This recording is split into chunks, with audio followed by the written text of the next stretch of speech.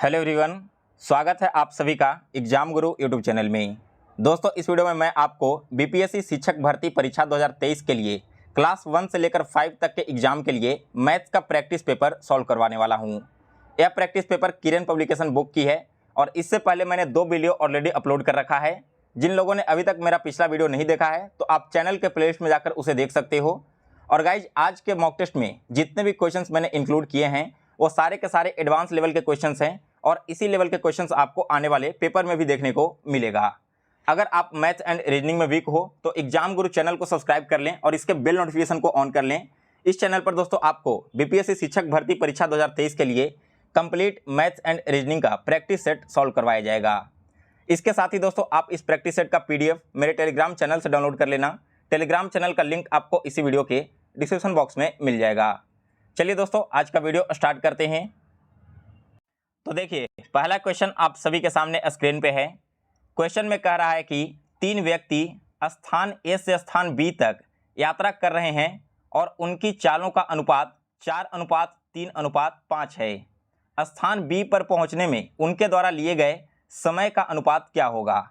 दोस्तों, एक डिस्टेंस दिया गया है ए से लेकर बी तक और यहाँ पर आपकी जो दूरी है उस तय करने में 3 लोगों के द्वारा जो चाल लगा है ना, यानी कि स्पीड, वो 4:3:5 में है। आपको यहाँ पर उनके द्वारा लिया गया टाइम बताना है। तो देखिए दोस्तों, जो टाइम होता है ना वो स्पीड का इन्वर्सली प्रोपोर्शनल होता है। यानी कि दोस्तों अगर मैं यहाँ पर लिखूँ स्पीड इक्वल टू 1 टाइम, ऐसे आप इसे लिख सकते हो।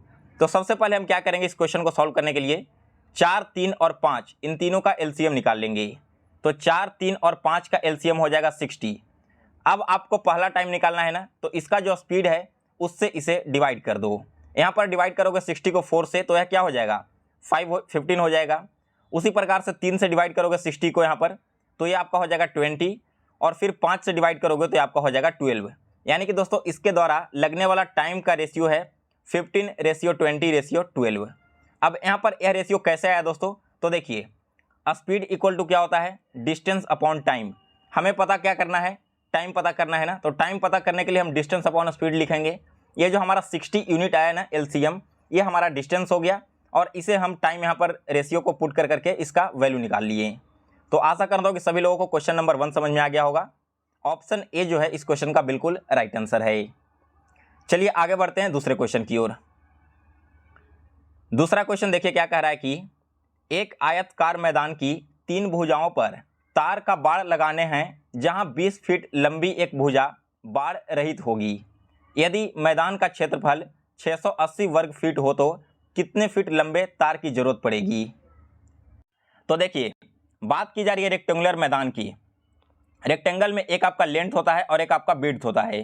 दोस्तों बात किया है यहाँ पर इसके एरिया का, तो एरिया क्या होता है, लेंथ इंटू विड्थ। जहां पर दोस्तों कहा गया है कि एक 20 फीट लंबी एक भुजा बाड़ रहित होगी, यानी कि जो लेंथ यहाँ पर दिया गया है ना वो हमें पता चल चुका है 20। विड्थ यहाँ से फाइंड कर लेंगे, कैसे निकालेंगे, तो लेंथ इंटू विड्थ, यानी कि इसका जो वैल्यू है वो 680 के बराबर है।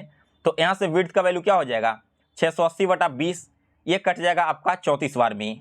तो दोस्तों आपका रेक्टेंगल का लेंथ दिया गया था 20 और विड्थ हमने निकाल लिया 34 फीट। अब क्वेश्चन में कहा गया है दोस्तों कि यहाँ पर एक बाड़ घेरना है लेकिन उसमें से एक लेंथ को गायब कर देना है। तो दोस्तों अगर बाड़ को चारों तरफ से लगाना होता ना तब हम इस कंडीशन में इस रेक्टेंगल का पेरीमीटर निकालते हैं, लेकिन हमारा एक लेंथ तो गायब है। तब हम क्या करेंगे, लेंथ प्लस ट्वाइस विड्थ कर देंगे, क्योंकि पेरीमीटर का फॉर्मूला क्या होता है 2L 2B, जिसे आप लिखते हो 2 × L + B कॉमन करके। तो वही चीज़ मैंने यहाँ पर इस प्रकार से लिखा है, लेकिन आपका लेंथ एक ही साइड का काउंट होगा। जैसे मान लो ये रेक्टेंगल है ना, तो एक साइड का आपको लेंथ इसमें क्या करना है, गायब रहने देना है। तो इसी प्रकार से यहाँ पर क्या हो जाएगा, पहला आपका लेंथ हो जाएगा, फिर विड्थ हो जाएगा और फिर एक और विड्थ हो जाएगा। तो लेंथ आपका 20 हो गया, विड्थ हो गया 34 और एक और विड्थ हो गया 34।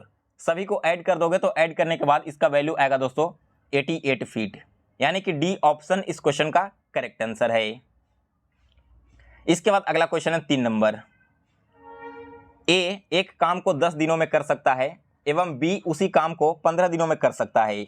वे 5 दिन एक साथ काम करते हैं तो किए गए काम का भाग कितना होगा। देखिए 2 लोग हैं, एक है ए और दूसरा है बी। ए जो है काम को 10 दिनों में कंप्लीट कर लेता है, जबकि बी इसी काम को करने में 15 दिन लगाता है। सबसे पहले हम इन दोनों ही वैल्यू का एलसीएम निकालेंगे। एलसीएम क्यों निकालेंगे? क्योंकि जैसे ही एलसीएम निकल कर आ गया ना तो वही यूनिट आपका टोटल वर्क हो जाता है। तो 10 और 15 का एलसीएम हो जाएगा 30, यानी कि दोस्तों टोटल हमें 30 यूनिट काम करना है, जिसमें से ए इसी 30 यूनिट काम को 10 दिनों में ख़त्म कर देता है। कहने का मतलब क्या है कि वो प्रत्येक दिन 2 यूनिट काम कर रहा होगा, प्रत्येक दिन इसने 2 यूनिट काम किए होंगे, तभी ना 10 दिनों में, सॉरी यहाँ पर इसने 3 यूनिट डेली काम किया होगा ए ने, तभी तो यह 10 दिनों में टोटल 30 यूनिट करेगा। और बी ने डेली 2 यूनिट काम किया होगा, तब जाकर 15 दिनों में 30 यूनिट काम पूरा कर रहा है। क्वेश्चन में कहा गया कि दोनों ने 5 दिन तक एक साथ काम किया, तो अगर ए और बी एक साथ मिलकर काम करेगा तो एक दिन में ए और बी के द्वारा जो किया गया कार्य होगा वो कितना होगा? 5 यूनिट। और 5 दिनों तक साथ कार्य किया, यानी कि 25 यूनिट कार्य समाप्त हो चुका है। कितने कार्य में से? 30 कार्य में से। तो कितना पार्ट यहाँ पर हुआ? 5 से एक बार में कट जाएगा और 5 से 6 बार में, यानी कि 5/6 यूनिट काम यहाँ पर हो चुका है। ऑप्शन नंबर डी इस क्वेश्चन का राइट आंसर है। सभी को समझ में आ गया क्वेश्चन नंबर 3। आगे बढ़ते हैं अगले क्वेश्चन की ओर। नेक्स्ट है क्वेश्चन नंबर 4। 17.5 मीटर ऊंचा झंडा दंड 35 मीटर लंबी छाया बनाता है। उसी भवन की ऊंचाई क्या होगी जिसकी छाया की लंबाई समान स्थिति में 36 मीटर होगी? देखिए यहाँ पर जो आपका डिस्टेंस दिया गया है ना, चाहे वो आपका झंडा का हो या फिर भवन का, वो दोनों का दोनों यहाँ पर क्लियर किया गया है। तो ऐसे क्वेश्चन को दोस्तों हम बनाते हैं प्रत्यक्ष समानुपात से प्रोपोर्शनल फॉर्म में। प्रत्यक्ष समानुपात क्या होता है? x1, x2, y1 और y2। आपको 4 वैल्यू पता करना होगा, इसी चारों वैल्यू से आपका आंसर आएगा। जहाँ पर दोस्तों x1 जो आपका है ना, वो आपका हो जाएगा पहला झंडा का ऊंचाई। फिर आपका y1 क्या हो जाएगा? तो y1 हो जाएगा दोस्तों इसकी जो छाया बनती है वो 35 मीटर। x2 क्या हो जाएगा? x2 हमारा हो जाएगा जो हमसे पूछा गया है, यानी कि छाया की लंबाई यहाँ पर। और y2 हमारा क्या हो जाएगा? दूसरी जो आपकी मीटर है वो, तो यहाँ पर 36 हो गया। अब सॉल्व करने का फॉर्मूला होता है दोस्तों x1 divided by y1 equal to x2 divided by y2। यहाँ पर x1 की जगह y1 की जगह x2 की जगह वैल्यू रख दो, आपका सेकंड वाला पार्ट निकल कर चला आएगा। तो x1 हमारा हो गया 17.5, फिर नीचे में आ गया y1 आपका 35 इक्वल टू x2 यहाँ पर हमें निकालना है और y2 हमारा 36 दिया गया है। तो क्रॉस मल्टीपल करके यहाँ से इसका वैल्यू पता कर सकते हो। क्रॉस मल्टीपल करने के बाद x2 का वैल्यू यहाँ से आ जाएगा दोस्तों 18 मीटर का। तो बी ऑप्शन इस क्वेश्चन का करेक्ट आंसर है। वैसे इस क्वेश्चन को आप सभी लोग ट्रिग्नोमेट्री का जो हाइट एंड डिस्टेंस का कॉन्सेप्ट है उस कॉन्सेप्ट को यूज करके भी बना सकते हो, लेकिन उसमें टाइम ज़्यादा लग जाएगा। इस मेथड से आप बहुत ही ईजी वे में इस क्वेश्चन को सॉल्व कर दोगे।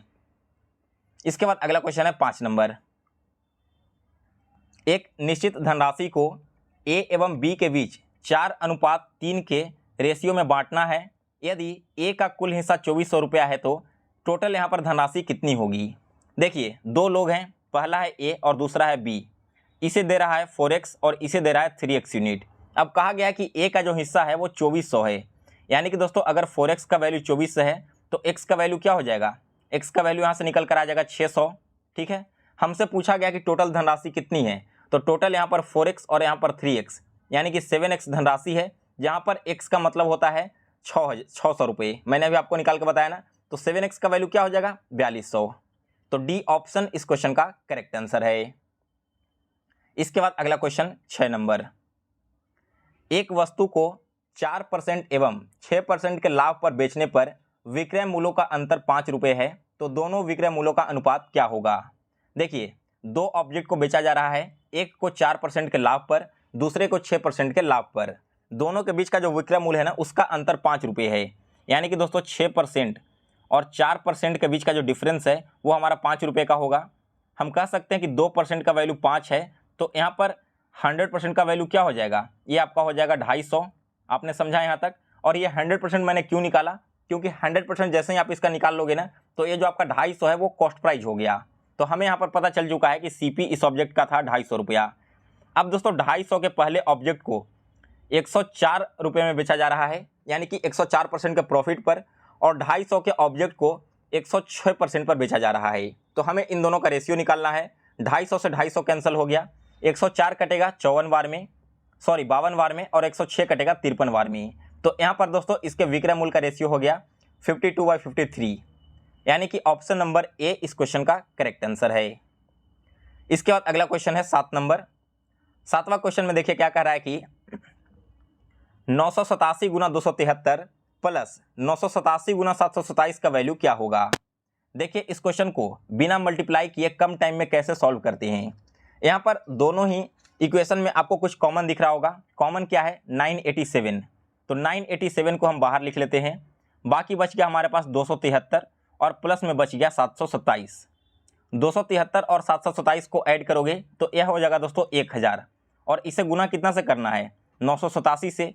987 को 1000 से गुना करोगे तो यह आपका आ जाएगा 9,87,000। यानी कि दोस्तों ऑप्शन नंबर बी इस क्वेश्चन का करेक्ट आंसर है। सॉरी, डी ऑप्शन इस क्वेश्चन का बिल्कुल राइट आंसर है। इसके बाद अगला क्वेश्चन है 8 नंबर। दो सह अभाज्य संख्याओं का गुणनफल 117 है तो उनका लघुत्तम समापवर्त क्या होगा। देखिए दोस्तों, जितने भी सह अभाज्य संख्या होते हैं ना, इन सभी का HCF हमेशा 1 ही आता है। इस चीज़ को आप लोग याद रखना।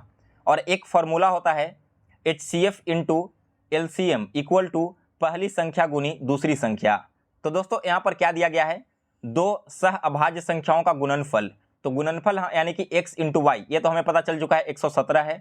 इसका LCM निकालना है। तो HCF भी हमें मालूम है कि 1 है, LCM पता नहीं है, और x इंटू वाई हमें पता है। तो LCM कैसे निकलेगा, देखिए HCF की जगह हमने 1 लिख दिया, फिर LCM की जगह x लिख दिया, इक्वल टू क्या हो जाएगा, पहली संख्या गुनी दूसरी संख्या क्या दिया गया है 117। तो यहाँ से x का वैल्यू क्या हो जाएगा 117/1, यानी कि इस क्वेश्चन का राइट आंसर है 117। सो बी ऑप्शन बिल्कुल सही जवाब है। अगला प्रश्न है 9 नंबर। 4 अंकीय सबसे बड़ी संख्या क्या है जिसमें 2, 5 या फिर 7 से भाग देने पर प्रत्येक स्थिति में 3 शेषफल प्राप्त होता है। देखिए 4 अंकों की सबसे बड़ी संख्या क्या है 9,999।